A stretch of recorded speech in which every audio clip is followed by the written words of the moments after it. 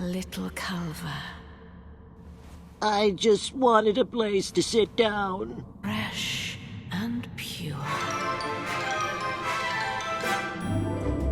You know, I thought that being a sorcerer would make Raya Lucaria Magic Academy easier. Silly me. This actually turned out to be the most irritating fight in the game so far, mostly because of all the wacky stuff going on in this first section. If you didn't feel like Elden Ring was mocking you before, you'll feel it now.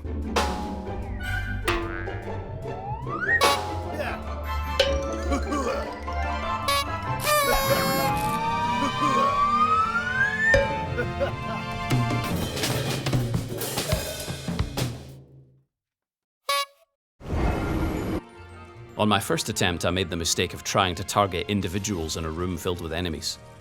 Elden Ring's targeting system is definitely not built for that. Then I tried to use magic on Rennala. Bad idea.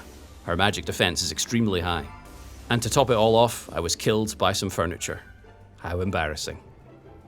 Attempt number 2 was pretty much the same. I'd rather not discuss attempt 3. So I bailed for a while to go and look for some useful items.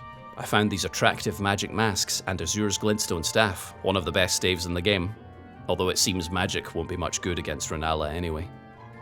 Over in Mistwood in Limgrave, if you help Blythe with a side quest, you'll get the opportunity to buy the Carrion Filigreed Crest. This amulet reduces the FP cost of Ashes of War. Great if, like me, you like to cheese fights with a bow. Later, at Caria Manor, I defeated Royal Knight Loretta to get her Great Bow spell.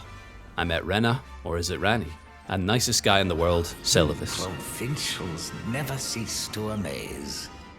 Make sure you help yourself to the Memory Stone in his attic. The best acquisition I made, though, was the Crystal Spear in Celia Hideaway, Caelid. A nice little spear that scales with intelligence. So I smithed the heck out of this thing to get my attack power as high as possible.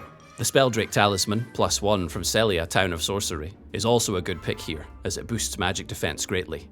Oh, and you'll want the Rock Sling spell from Aeonia Swamp, as its damage is physical, not magical. Perfect for our friend at the Academy. So with a few more bosses defeated, and some new equipment, I went back to the Academy for another attempt. Summoning wolves seemed to work well for the first section of the fight, and I ignored targeting this time, which helped. Phase 2 was tougher. This is where the Rock Sling spell came in handy. Again, the targeting tripped me up here. When Rennala summoned spirits to fight for her, your targeting automatically switches to them for some reason. Pretty annoying. Fortunately, Rocksling has a pretty wide area of impact, so even this didn't save her. Interestingly, Rennala doesn't die when you defeat her. Instead, she offers to exchange larval tears for the chance to reallocate your attribute points. Pretty handy if you want to try a different build without starting your game over. But I'm sure we're over the worst of it now anyway. Oh, okay. See you next time.